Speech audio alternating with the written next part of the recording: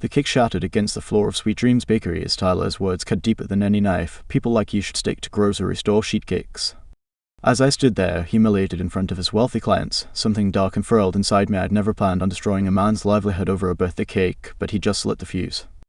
Before I became the villain in Tyler Harrison's story, I was just James Phillips, a 38-year-old high school science teacher with chalk-stained fingers and a modest 2-bedroom apartment on the east side of town. The kind of guy who drove a 10-year-old Honda with fading paint and spent Friday nights helping my son build model rockets instead of mingling at country club mixers. Mason came into my life when I was barely prepared for it. His mother left us when he was 3, decided family life wasn't her scene, and disappeared to Colorado with a pharmaceutical rep. The divorce papers arrived with a hastily scrawled note, "You'll be better at this than me anyway." And just like that, I became both mom and dad to a wide-eyed toddler who didn't understand why mommy stopped coming home. We developed our own little rituals over the years. Sunday morning pancake shaped like laboratory beakers. Backyard telescope sessions tracking Jupiter's moons. And birthdays were sacred in our household. Every year, I'd let Mason choose any theme he wanted, and I'd transform our tiny apartment into whatever world captured his imagination that year. "Dad, remember my space birthday?" Mason asked me one night as I tucked him in, just weeks before the infamous cake incident. "When you hung all those glow-in-the-dark stars and made that astronaut helmet out of cardboard." I smiled, ruffling his hair. "How could I forget? You wore that thing for 2 straight weeks." His eyes lit up with a special gleam that made my heart ache with love.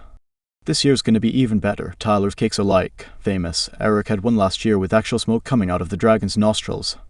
I swallowed hard, thinking about the $300 price tag I'd seen on Tyler's specialty cakes. My credit card was already maxed from the emergency root canal I'd needed last month, and the school district had frozen our salaries for the 2nd year running. "We'll see, buddy," I said, making a silent promise to myself that somehow I'd make it work. Looking back, I should have recognized the desperation in my own voice. The way I'd been raised by a father who worked double shifts at the steel mill and still found a way to make Christmas magical had instilled in me this burning need to provide what I couldn't always afford. My dad's voice echoed in my head daily, "It ain't about what you got, Jimmy, it's about what you give." The irony wasn't lost on me that Sweet Dreams Bakery sat in the renovated building that once housed my father's favorite diner, place where he could get a decent meal for $3 after his midnight shift. Now it was all exposed brick, Edison bulbs, and $8 cupcakes. But for Mason, I was willing to scrape together whatever I could. I even picked up weekend shifts administering practice SAT tests just to earn extra cash. I sold my collection of vintage science textbooks on eBay. I cancelled my streaming subscriptions and brown bagged my lunch for weeks. What's with the tuna sandwiches every day? Asked Gloria, the chemistry teacher whose classroom was next to mine. "Budget cuts hitting you that hard?" I forced a laugh. "Just trying to save up for something special." The morning I walked into Sweet Dreams, I had exactly $225 in my wallet, weeks of careful saving. It wasn't Tyler's premium package, but it was enough for a decent superhero cake that would make Mason's eyes light up with the look I live for. I'd rehearse my order, practice sounding casual about the price, determined not to let my pride get in the way of my son's happiness. What I couldn't have known was how that bakery visit would change everything, not just for me and Mason, but for a small-town business that had forgotten its purpose, and for the man who'd look at me like I was nothing more than dirt on his pristine bakery floor. I pulled open the heavy glass door of Sweet Dreams Bakery, the cheerful bell announcing my arrival with an ironic chime. The aroma of vanilla and buttercream hit me immediately sweet, inviting, masking the bitter experience that awaited. The place screamed exclusive with its marble countertops and artisanal displays that seemed to whisper, "Can you really afford this?" Tyler Harrison himself stood behind the counter, his crisp white chest coat pristine in a way my chalk-dusted clothes never were. He was mid-conversation with a couple I recognized instantly, Stephanie and Richard Palmer, whose mansion on Oak Hill Drive might as well have been on another planet from my apartment complex. "Mr. and Mrs. Palmer." Tyler's voice dripped with the kind of enthusiasm reserved for people with platinum credit cards. I was thinking a champagne-infused buttercream for the base layer, then we could incorporate the gold leaf accent you mentioned. I waited patiently, clutching my carefully saved cash, mentally rehearsing my order. When Tyler finally acknowledged me with a curt nod, I cleared my throat. "Hi there, I'd like to order a birthday cake for my son. He's turning 12 next Saturday, and he's hoping for something with a superhero theme." Tyler's smile remained fixed, but his eyes performed a quick assessment of my faded jacket and scuffed shoes. "Our premium superhero designs start at $300, he said, emphasizing the word premium like it was a club I couldn't possibly belong to. "I was hoping to stay closer to $225, I replied, the words burning my throat. "That's what I've managed to save up." The silence that followed lasted only seconds, but felt eternal. Stephanie Palmer's perfectly manicured hand rose to cover her mouth, but not before I caught her smirk. Richard didn't bother hiding his amusement, exchanging a knowing glance with Tyler. Perhaps you should try the grocery store, Tyler suggested, his voice honey-coated condescension. They do those. Sheet cakes with the screen-printed designs. Much more in your price range.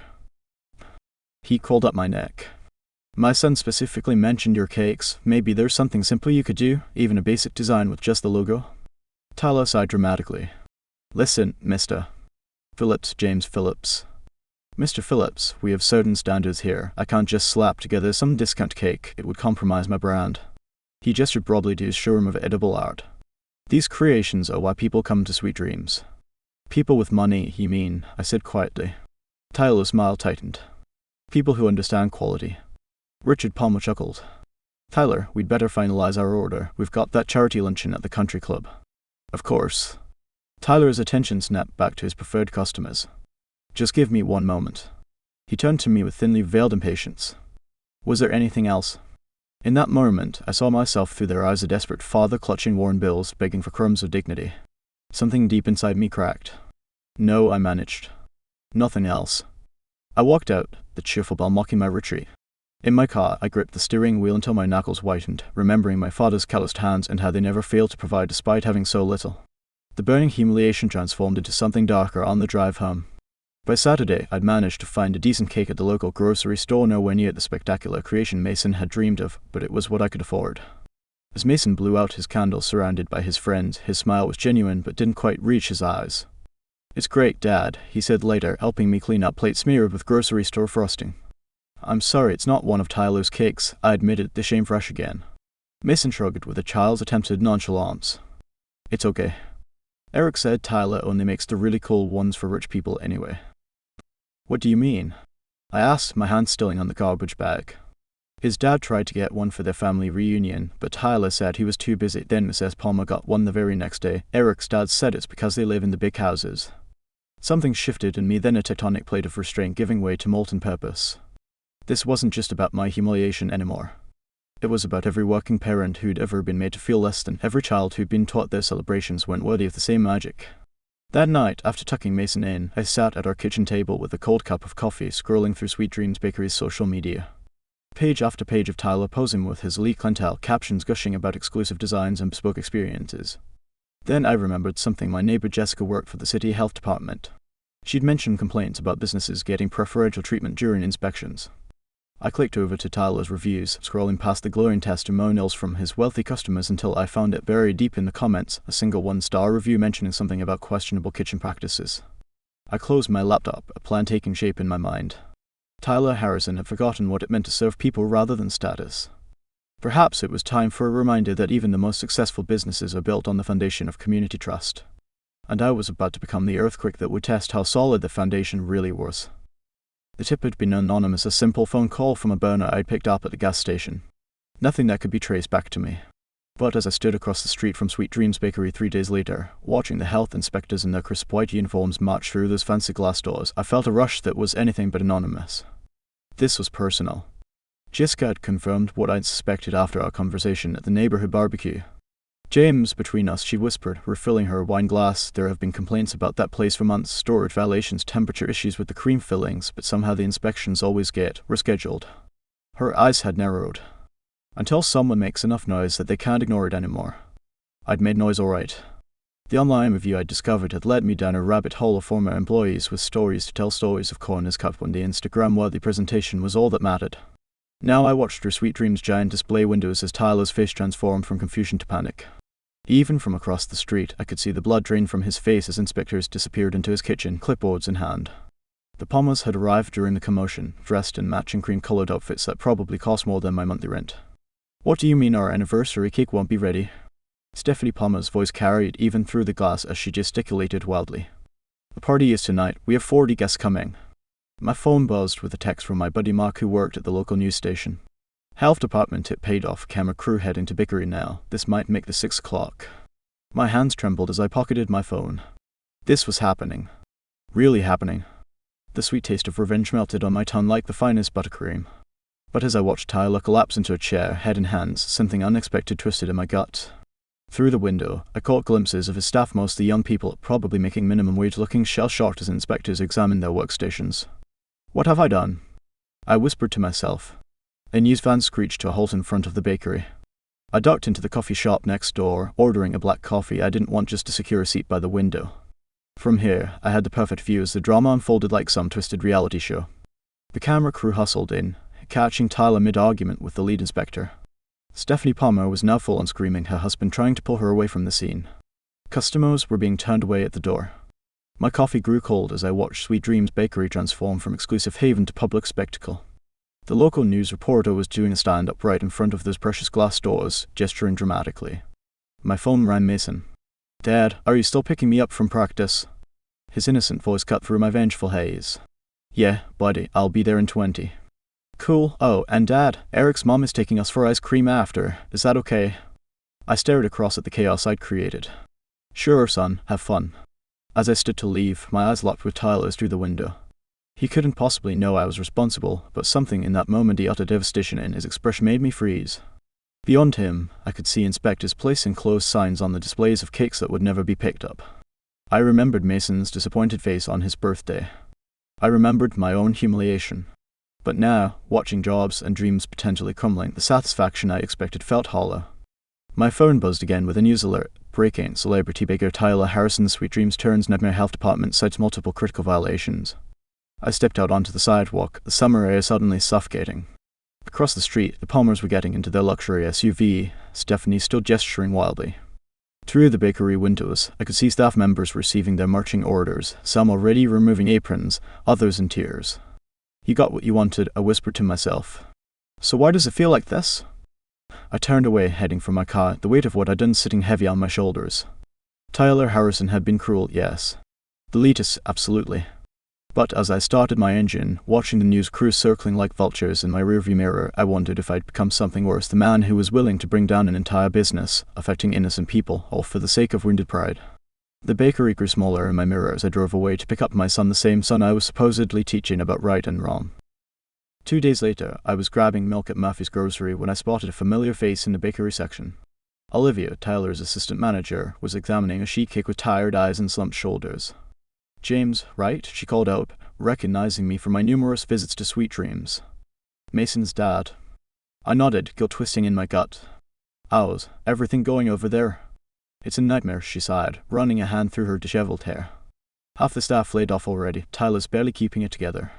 I mumbled something sympathetic, eager to escape, when she touched my arm. "Can I show you something?" She pulled out her phone, flipping through photos until she landed on one that made my blood run cold. A much younger Tyler, maybe 16, standing outside a rundown trailer. This was Tyler's home growing up. Did you know his mom worked 3 jobs to put him through culinary school? The floor seemed to shift beneath me. I had no idea. Nobody does. He's terrified people will find out. That fancy accent. Practice for years. The designer clothes, all part of the image. Her voice dropped. He panics when wealthy clients come in, overcompensates, gets defensive. It's like he's still that poor kid with holes in his shoes, scared of being found out. I leaned against my cot, the weight of what I'd done suddenly crushing. "You know what's crazy?" Olivia continued, unaware of my inner turmoil. "I've been saving for years to open my own bakery, one where everyone feels welcome, regardless of their budget." She laughed bitterly. Tyler's behavior has always been my blueprint for exactly what not to do. The irony wasn't lost on me.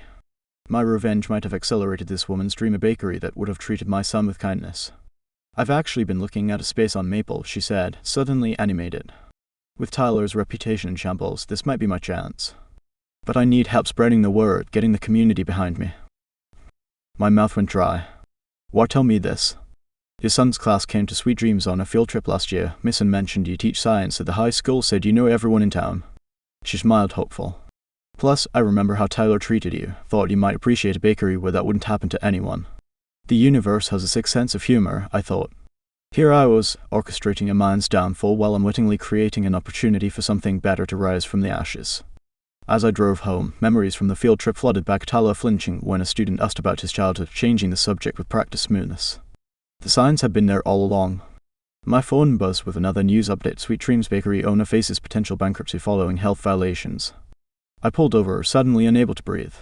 My revenge wasn't against some heartless villain, it was against a scared kid who'd clawed his way out of poverty, who built walls to protect himself from ever going back. A man whose greatest crime was becoming exactly what he thought he needed to be to survive. 6 months later, I stood in the back of a crowded room, watching my son Mason grin from ear to ear as Olivia carried out the most incredible superhero kick I'd ever seen.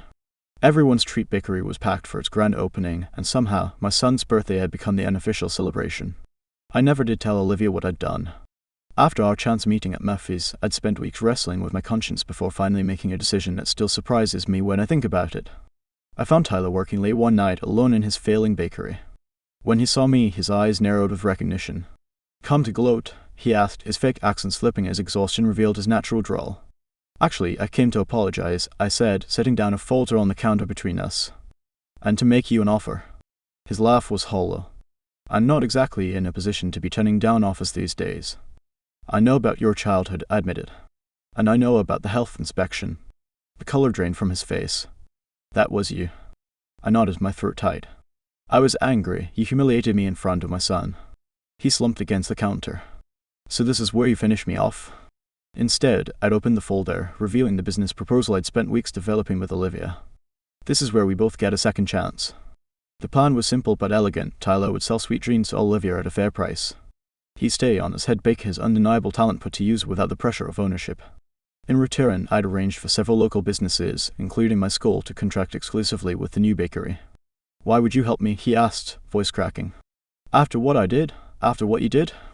I thought about Mason's disappointed face on his birthday. About Tyler's mother working those 3 jobs. About Olivia's dream of a welcoming bakery. "Because we're more alike than different," I finally said. We both went too far trying to protect our pride. 3 months later, everyone's treat bakery opened its doors. The sign above the counter read, "No order too small, no dream too big." Tyler worked in the back, creating masterpieces without the burden of keeping up appearances. Olivia managed the front, her natural warmth drawing in customers from all walks of life. And now? I helped with marketing and community, which turns out the science teacher really does know everyone in town. Now, watching Mason blow out his candle surrounded by friends, I caught Tyler's eye across the room. He nodded slightly, a gesture loaded with understanding. The man I'd almost destroyed had found something I never expected to give him, freedom from pretending to be someone he wasn't. Later that night, after the party, Mason asked me a question that stopped me cold. "Dad, remember that other baker who was mean to us? What happened to him?" I ruffled his hair, choosing my words carefully. "He learned that being kind matters more than being important, and I learned something too." "What's that?" Mason asked. "That revenge might feel good for a minute, but making things better lasts forever." As I tucked him in that night, I thought about the chain of events my anger had set in motion. One man's fall, another's rise. My own transformation from avenger to rebuilder. The best revenge, it turns out, wasn't watching Tyler fail. It was helping create something neither of us could have imagined, a place where the worth of a cake wasn't measured by its price, and where a man who once sneered at my budget now carefully crafted desserts for anyone who walked through the door. Sweet dreams indeed. As I stood in the twilight of my revenge, a strange peace settled over me. What began as a quest to make Tyler pay had transformed into something I never expected: healing. 3 years, I'd believed justice meant watching others fall, but now I understood it could also mean helping everyone rise together. The greatest revenge wasn't in Tyler's downfall, but in his redemption. In setting him free from the prison of his own making, I'd somehow liberated myself as well. The anger that once burned inside me had cooled, replaced by something warmer, more sustaining. Every time I see Mason's face light up when we visit the bakery, I'm reminded that we build the world our children will inherit, brick by bit of brick or kind gesture by kind gesture. In the quiet moments before sleep, I sometimes wonder what might have happened if I'd chosen differently. If I had let my rage consume me completely? But then I remember Mason's words: "Dad, you made things better instead of worse." And I know this reader's revenge was finding the courage to break the cycle.